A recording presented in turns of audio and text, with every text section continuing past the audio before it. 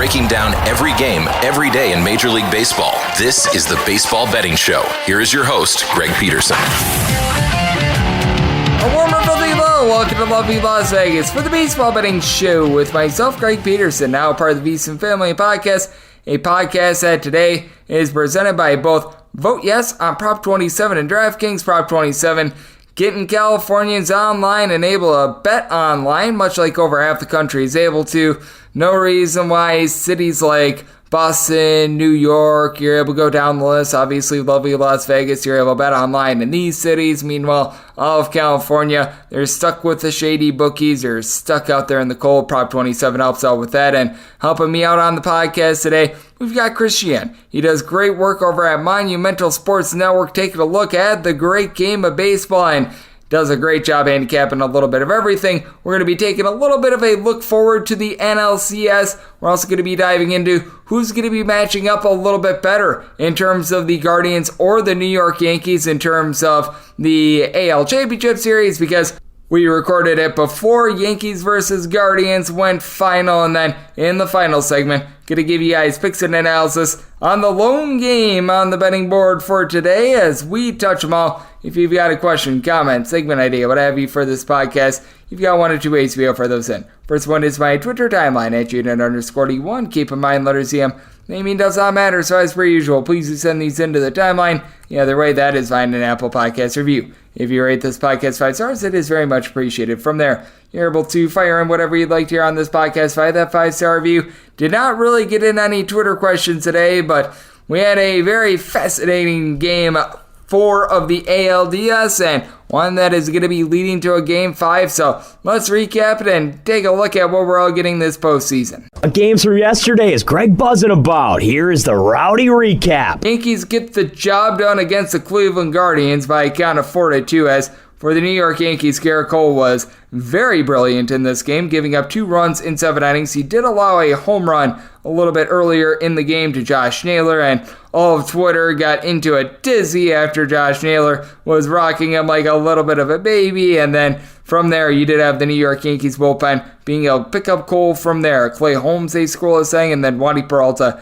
closes out the game as Harrison Bader had a nice hit off of Cal Quantrill. He goes deep off of him as Quantrill gives up 3 runs in 5 innings. Guardians now 16-3 in his last 19 starts. Ironically enough, 2 of those losses have come in his last 2, but Eli Morgan gives up a run in an inning. Cody Morris from there, 2 scoreless innings, and Zach Plesac, a scoreless inning. As things sit right now, currently for the postseason, underdogs are 14-10 straight up, and home teams are 13-11, and unders, they are actually trailing overs. The over has a lead of 13-11 with the game on Sunday staying under. So that's what we're all seeing in Major League Baseball right now, and that sets us up for a great Game 5, of which I'm going to be hitting upon in the final segment. And coming up next, we're going to be taking a little bit more of a look at some of the teams that did not play on Sunday. We're going to be taking a look at the Astros, how they have a very clear path to the World Series, and going to be taking a look at the 2 NLCS teams with our good friend Chris Cichon of Monumental Sports Network next here on the Baseball Betting Show with myself, Greg Peterson, now a part of the VSiN Family Podcast.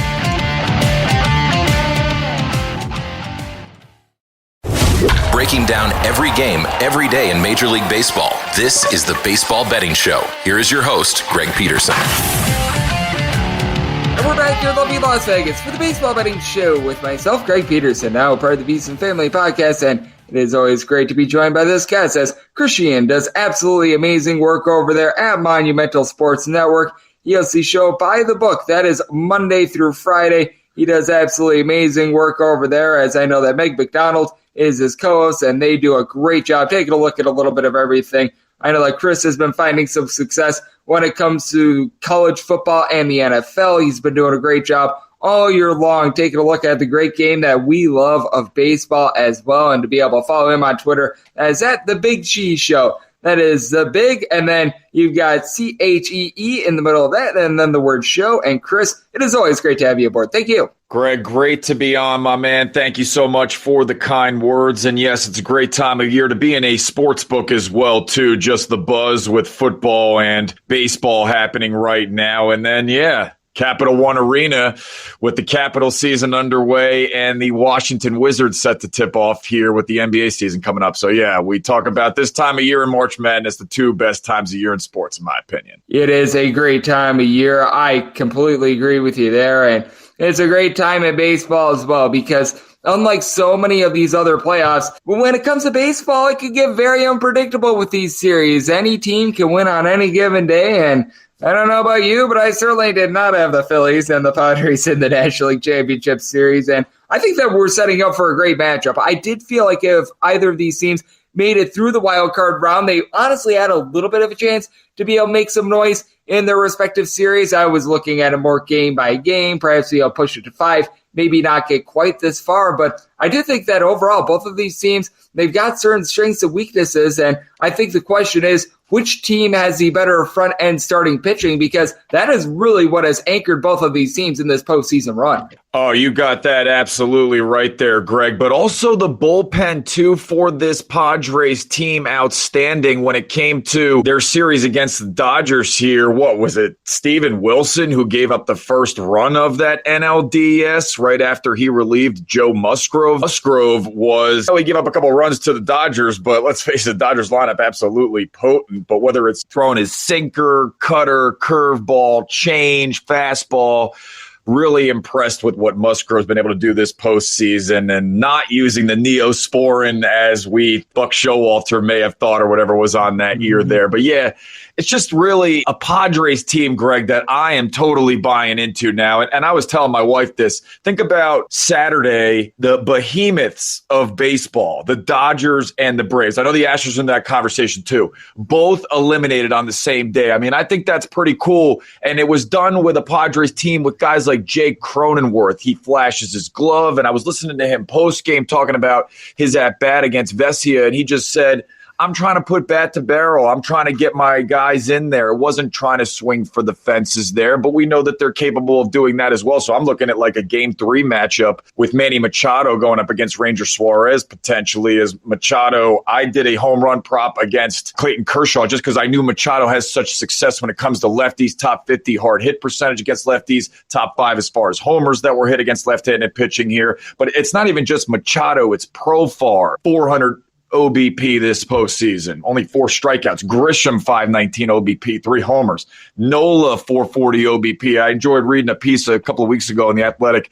He was a shortstop, and then at 27 years old, they converted him to catcher. He gets up to the majors, and now he's able to really work such a great job with that pitching staff there. So I know that when I am looking at the futures market here, Caesar Sportsbook on Monday, I'm looking at the Padres to get to the World Series. I think they have a little bit more than Philadelphia. Now, Philadelphia, we saw Zach Eflin calling the city electric. I really liked what I saw them taking down the Braves, but I just really, the matchups, Darvish, Wheeler, Snell, Nola, it's tough. It's going to be a great series. I'm looking forward to it. Could be a lot of unders in my future, but I think the Padres just a little bit more than the Phillies in terms of their bats. And I think you bring up a good point with this series. That's joining me on the podcast. We do have Chris Cichon, and I know that you brought up the bullpens, and that's the big thing that I worry about with Philadelphia Phillies, because when you've got Zach Wheeler and Aaron Nola out there, you really don't need to dive too far into the bullpen. And for that matter, Ranger Suarez. I would honestly rather see Ranger Suarez get a road start rather than a home start. But the way that it's shaking out, he's probably going to be starting at home, where he's honestly had much bigger struggles than he has on the road, which that's a little bit of a strange split. But when it comes to the Phillies, what is really going to be interesting is what they do in that Game 4, and if that Game 4 is where things unravel for them, because they had the worst bullpen ERA in the National League after the All-Star break. They were able to mix and match against the Atlanta Braves using Noah Thorson to guard for a few innings, and then it was just a poo-poo platter of guys from there. But I don't think that they're going to have quite that success with the Padres, and having to do that for a 5-game series, in my opinion, just isn't the same as having to do it for a full 7-game series, and I fear that that could take its toll on the Phillies. Yeah, absolutely. Now, Aaron Nola is somebody who has a top 15 K per 9 rate, so you would be hopeful that he's mowing down these Padres hitters, and he's somebody that you could potentially attack in the prop market as well, too, although his numbers really do seem to get, really juiced towards those overs there. But Nola, we love what we see him as far as being a pitcher with great control, as far as limiting walks. 99 pitchers have gone at least 125 innings in Major League Baseball this year. Only Corey Kluber had a lower walks per nine than Aaron Nola. I'm just talking about Austin Nola. What a family these two are, both extremely successful. And yeah, this is a Phillies team that with Robertson getting hurt, celebrating, that's really unfortunate. Sir Anthony Dominguez, somebody who you've relied on for the most part this year, but you nailed it, Greg. Talking about Syndergaard and Kyle Gibson, these are guys that are going to need to be operating potentially in long relief, but the trend with a lot of these postseason games, and I know we've had the 8-7s with the Mariners and the Astros, and, we had the major comeback between the Blue Jays and the Mariners. I feel like a lot of these games, they're low scoring and these pitchers are getting stretched out. And I think that when it comes to Wheeler and Nola, they'll be able to give you 7 and 8 innings. So the games 1 and 2, yeah, you're absolutely, I think you just nailed it. 3 and 4 is really where it's going to be. Does Philly involve a guy like Bailey Falter or something like that? We'll see how that plays out here. But I think, again, San Diego, given what Blake Snell has provided this team in the second half of the season, he has his inconsistent starts or two, but overall high velocity guy hitting his spots. And Darvish, this guy's really rounded into form too. Just really like what I'm seeing out of San Diego team again. And Musgrove as well. I mean, his start against the Mets. The Mets were a very capable lineup. He's faced the Mets and the Dodgers and been effective in both of them. So I think against this Phillies lineup too, with guys like Schwarber, who struggled tremendously this postseason. I know Rhys Hoskins had the big hit, the big homer, was happy for him. But before that, was not swinging a good bat there too. Phillies, you see, Greg, this is what's fun about doing these conversations, because then I start thinking about these guys like Gene Segura, who are having pretty good series, and Bryson Stotts too. But again, I think the Padres can limit them. Yep, I do think so as well. And you bring up Blake Snell, got into a little bit of trouble in that game against the Dodgers, but every single time he did, he was able to wiggle his way out of there. So we shall see if he's going to be able to do that against the Phillies as well, which the Phillies, once again, a solid lineup, but they aren't quite the Dodgers as well. So I think that that's of intrigue. And what else is going to be of intrigue is to see what we get in the ALCS. As we are recording this, we just don't know how Game 4 of the Guardians and the Yankees game went. But at this point, if I'm evaluating things, I think that the Guardians are going to be the tougher matchup for the Astros, just because with the New York Yankees, this is a bunch to where the bullpen has really been letting them down. And for the New York Yankees, it just feels like they're the worst managed team. Dusty Baker, I know that he's had some of his faults with bullpen usage in the past, but he seems to have really improved as a manager postseason after postseason. Meanwhile, with the Yankees, it feels like Aaron Boone has been leaving a lot to be desired. The decision to bring in Jameson Taillon in game number 2, I felt like cost the team the entire game there. For the New York Yankees as well, they just rely a little bit too much on the deep ball. With the temperatures getting colder and colder, that has really been hurting them, as this has been an offense that has really not been able to produce since the beginning of the month of October. Yeah, absolutely. And you have a Guardians team coming into Sunday's matchup with Cal Quantrill on the mound. I mean, 14-0 at home. I have a Guardians futures ticket to go to the World Series, so I certainly buy this team big time. 0.42 bullpen ERA coming into Sunday. During the regular season, it was 3.05, top 5 in Major League Baseball. Now, Yankees bullpen solid too, but, have guys like Clark Schmidt and Loizaga. So if they are, in fact, the team that does advance out of this ALDS, I don't see it. I didn't put my money there. I think they would have certainly some issues with this Astros team here. Aaron Judge, coming into Sunday, 8 strikeouts and 12 at-bats. I know he had the home run. So did Giancarlo Stanton, but he's 1 for 9 this postseason. You just look at some of the righties in this lineup here: Gleyber Torres, Donaldson, Isaiah Kiner-Falefa, who got taken out of shortstop position for Cabrera in game 4 there. Harrison Bader, I mean, solid, but I don't know. I just trust these Guardians bats a little bit more here too, even though they're not a home run hitting team. Again, back to the conversation. We just saw an 18-inning game. I know it was won by a home run, but the Guardians can hit you with some small ball here as well too. And they don't strike out. They struck out the least amount against right-handed pitching, least amount post All-Star break. They steal bases too. A lot of things you like about this Guardians team here coming into the next series. Now, if they're the team who plays the Astros, you do have a tough catcher behind the plate in Martin Aldonado, and then Christian Vasquez too, spelling him. So really not a lot of weak spots when it comes to this Astros team here, no doubt. If the Guardians are able to advance, Cal Quantrill can continue to keep rolling here along with Bieber and McKenzie. Quantrill's numbers have just been really outstanding, especially his limiting hard contact, limiting fly balls. I really like what I've seen out of this Guardians team here. And then you have a guy like Josh Naylor, too, heartbeat there, 24 doubles. He had more than Jose Altuve during the regular season and less plate appearances, second most home runs to Ramirez, second most RBI. So they do have some decent sources of hitting, even though it might not be the most powerful hitting. I agree with you. I'm with the Guardians. They're not going to hit you with the deep ball, but they had pretty much 5 different guys during the regular season hit at least 280, so they're able to consistently move the line. And a big thing as well, fewest strikeouts on a per at-bat basis in the big leagues as well. Now, I do say this, as we do have Chris Cichon of Monumental Sports Network joining me on the podcast, saying that of all the teams that are remaining in the postseason, I don't think that there's any question that the Astros have the easiest road to the World Series. And quite frankly, let's call it what it is. They are the rightful favorites to be able to win the World Series. They've got just the one title, but a team that has just been there, done that. We saw them in the World Series, just last year. And I think whoever comes out of this Guardians versus Yankees series are really going to be up against it. Yordan Alvarez, you can tell, was not himself towards the second half of the season. In that series against the Seattle Mariners, he showed that he's back at full force, and I just don't think that there's a single team left, National League or American League, that can match up with the sheer pitching depth that you're going to get with the Houston Astros. Yeah, I'm with you on that. I mean, I like the Padres to go to the World Series, and they had tremendous success. I think the best record when it came to one-run games. So they knew how to win in crunch situations. And, I went the whole entire time without even mentioning Josh Hader, who has really come and rounded into form for this Padres team. So I think San Diego could be a formidable opponent if they go against Houston. What you would basically need to have is another Justin Verlander implosion. And that's just a matter of, do you think that it was a one-off, that he ran into a solid team, the Mariners, who didn't exactly exhibit that in the 18-inning showing, but overall, when you had some bats in that lineup like a Cal Raleigh, like a Julio Rodriguez, like a J.P. Crawford even at the bottom of that lineup, they can't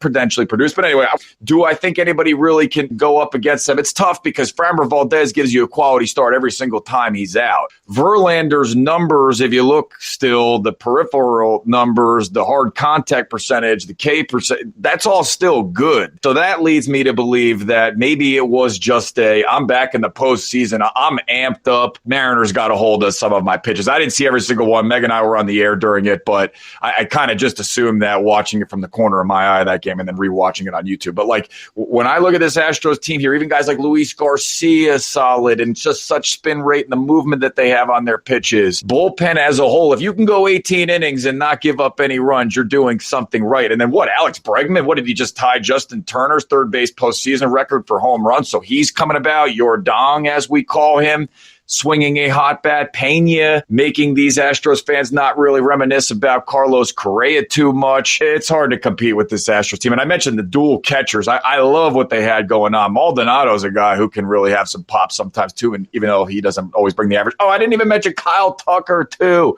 It's just such a good team. So yeah, I'm predicting Houston, San Diego World Series, but I don't know if San Diego would have enough to go against a Houston team. Even Lance McCullers Jr., what has he got, control now and pitching well too? Where's their issues? I'm not seeing them. Yep, and you bring up such a good point with that as well, because, I mean, heck, Jeremy Pena, he's had to fill in for Carlos Correa, and he might not quite be Carlos Correa, but considering the money that they're saving and the money that they're going to be able to spend in the offseason, that has worked out very, very well for Houston. He had the big hit in the 18th inning as well. So I do think that it's going to be tough to take down the Astros, regardless of whether it's the Yankees or the Guardians. I think that there might be a game or two that could be stolen by either of those two teams, but certainly I do think that the Astros should be finding their way to the World Series. And Chris, I know you're doing a great job of finding your way to some winners. You do an amazing job breaking down so many things. You've been doing a nice job in terms of all forms of football. You've done amazing work whenever you've joined this podcast. List goes on, and I know that you're getting set what is going to be a big basketball season, as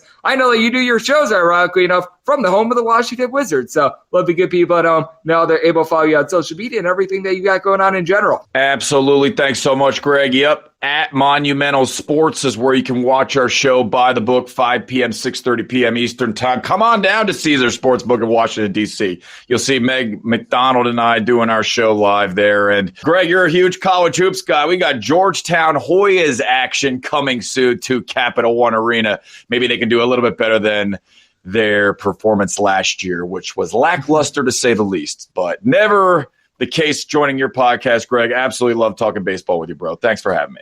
Absolutely. And the good news is there's no way Georgetown can win fewer games in the conference this year. So rest assured there, it is only uphill from there. And it's always uphill when we've got Chris on this podcast. He does amazing work taking a look at the great game of baseball. So big thanks to him for joining me right here on the Baseball Betting Show, now part of the VSiN family of podcasts. Breaking down every game, every day in Major League Baseball. This is the Baseball Betting Show. Here is your host, Greg Peterson. We're back here in lovely Las Vegas for the Baseball Betting Show with myself, Greg Peterson, now part of the VSiN family of podcasts. Always great to get Chris Cichon aboard. He does amazing work over there at Monumental Sports Network, doing his show Monday through Friday called By the Book out there in the great District of Washington, D.C. He has provided great insights all throughout the year on this podcast, so it was great to be able to get him aboard once again today. Big thanks to him for joining me in the last segment. We didn't know if we were going to be getting a game or not while we were interviewing him. It is now said that we're getting a Game 5 in the ALDS, so time to give you guys picks and analysis on this game as we touch them all. If a game is listed on the betting board, Greg has a side and a total on it, so it is time to touch them all. Do note that as per usual, any changes that are made to these plays will be listed up on my Twitter feed at GN_D1. I have to do this a little bit earlier, so there's going to be a DK Nation write-up. I just can't tell you which one because I'm doing this as openers are starting to come out. For those of you guys that listen to the Greg Peterson Experience, 9 o'clock to midnight Pacific time, midnight to 3 out there on the East Coast, you'll know it there, and then I'll be posting the article on my Twitter feed at GN_D1, so there will be one there. It's just all about what numbers we actually get, because it's hard to do a write-up being like, oh, I like the over, when it's like, and I just completely misread the number in general, and I'm actually on the under. I would not want to be doing that, but guys are going to be getting my full handicap right now of this, as it is 9:25, 9:26 on the betting board. Guardians, they're on the road. They're facing off against the New York Yankees, who are going to be starting Jameson Taillon, and the Cleveland Guardians are going with Aaron Savali. My personal handicap of this is the Yankees being a -152 favorite. I need north of a +150 to take a shot on that run line, and set my total at 7.7. That means that at 7.5 or less, I'd be taking a look at an over, an 8 or higher to the under for the Guardians and the Yankees. I don't think that they're going to be getting tremendous length out of either of these starters. Neither of these guys have made a start in a few weeks, so and it's going to be a little bit of an issue. And for Jameson Taillon, they pitched him in the 10th inning a few days ago as well. I have to think that this is going to be sort of a battering ram unit of Jameson Taillon along Domingo Germán. And honestly, I like Domingo Germán a little bit more than Jameson Taillon. So there's that aspect of it, as the Guardians in that 10th inning that Taillon threw a few days ago, they were able to get to him for 2 runs. Now, overall for the season, Jameson Taillon, he's got pinpoint command. He's been giving up fewer than 2 walks per 9 innings, has been honestly able to do a relatively rock-solid job of just being able to keep things out in front of him in general. Not much of a strikeout guy, though. 7.7 strikeouts per 9 innings, and really the issue that you do have with Jameson Taillon, he gives up the deep ball, about 1.3 home runs per 9 innings, a tad bit better at home, but really not too terrific. And with Domingo Germán, he's actually done a significantly better job of keeping the walks down than towards the beginning part of his career. It's only given up about 2.3 walks per 9 innings. Now, he has been giving up the deep ball a little bit himself, about 1.3 home runs per 9 innings at home. He's been relatively the same as he has been on the road, and in his most recent past few starts, 5 total starts over the last 3 days, about a 4.63 ERA, and has been a little bit touch and go. But then on the flip side for the Cleveland Guardians, I just don't know what you're going to be able to get out of Jameson Taillon, which is why I did set the Yankees as such a significant favorite, because when it comes to Jameson Taillon, if he's unable to go deep in this game, you got to figure that you're going to be seeing quite a bit of Zach Plesac coming into this game. I'm sure that they're going to be throwing out there all the stops, as they do have a solid bullpen. Yankees do have the bullpen advantage in this game. Año de los Santos, Trevor Stephen, these are a pair of guys with a sub-3.2 ERA. Eli Morgan, Sam Antiges did get used up yesterday, but got to figure that it is going to be all hands on deck, especially when you've got Emmanuel Clase and James Karinchak with their sub-2 ERAs. But when it comes to Aaron Savali, he's been able to pitch well down the stretch, but he has made 2 separate stints on the injured list, and he just hasn't been able to throw a lot in general over these last few weeks. Prior to the end of the season, he was able to get in 4 starts from, I would say, September 20th until early October. He gave up approximately 2 runs while going between 5 and 6 innings in every one of them. He did give up 4 home runs in his last 2 starts against the Kansas City Royals, so he is a little bit prone to the deep ball. His strikeout numbers, they've been the best of his career, a little bit over 9 strikeouts per 9 innings. He's not terrible in terms of giving out walks either, but you got to question how sharp he's going to be. He has a little bit of a better bullpen behind him, but I have a little bit more fear when it comes to Aaron Savali among the 4 guys that you're going to have pitching. Zach Plesac, who he gives up quite a bit of contact, but he does a good job of not walking guys. And then Domingo Ramon and Jameson Taillon, I think it's just a better 1-2 punch in this spot. Now, with the New York Yankees, the bullpen has been a little bit of a mess. Clay Holmes has been looking a little bit better recently, but you still have your qualms there. They were able to get good length out of Garrett Cole, so that meant that guys like Clark Schmidt and company should be good to go in this one. And for the Yankees, they finally moved Aaron Judge out of the leadoff spot. That seems to have served him well. He got a home run in game number 3, and then you do have Anthony Rizzo and Giancarlo Stanton, a pair of guys that during the regular season combined for 63 home runs. Rizzo's been hitting well in this series, multiple hits in the game yesterday, but Giancarlo Stanton has really been a little bit lost. Harrison Bader has actually been delivering. He got a home run yesterday, and then for the Cleveland Guardians, what is a little bit of an undoing for them is their lack of power, as you do have 5 separate guys in Oscar Gonzalez, Andres Jimenez, Ahmed Rosario, Steven Kwan, Jose Ramirez, all hitting at least a 280 throughout the course of a season, but really, other than Jose Ramirez, you don't have a single guy on the team that had more than 20 home runs during the regular season. Josh Naylor, he's a little bit of a feast or famine bet. He did have that big home run yesterday, but certainly you've had your qualms with him as well. So I do think that this is a really interesting handicap in my opinion, and it is one to where I did make the Yankees a minus 152 favorite. So a minus 151 or less, I'm going to be willing to take the Yankees. At a plus 153 or more, willing to go in on the Guardians. And somebody told us 7.7. I would have to think that the DK Nation pick most likely going to be on the total. I would guess that they set this at a 7.5 or less. So I'm thinking my write-up is probably going to be on the over. But once again, I really cannot confirm that until we get set numbers for this one. And those should be coming in the very early AM. And I should be able to deliver that during my VSiN show for you guys as well. And that will wrap things up for the Monday edition of the Baseball Betting Show, now part of the VSiN family of podcasts. Big thanks to Chris Cichon, does amazing work over there at the Monumental Sports Network. He joined me in the last segment. If you like hearing from this fine podcast, the Baseball Betting Show, you're able to subscribe wherever you get your podcasts, Apple Podcasts, Google Play, Spotify, Stitcher, and TuneIn. If you've got a question, comment, segment idea, what have you for this podcast, you do have one of 2 ways to be able to fire those in. First one is my Twitter timeline at @JNet_81. Keep in mind, letters EM, that mean does not matter. So as per usual, please do send these into the timeline, and the other way, that is fine, an Apple Podcast review. If you rate this podcast 5 stars, it is very much appreciated. From there, you are able to fire in whatever you'd like to hear on this podcast via that 5-star review. I will be coming at you guys every single day throughout the baseball season. That means I'm coming at you once again tomorrow. Thank you so much for tuning in.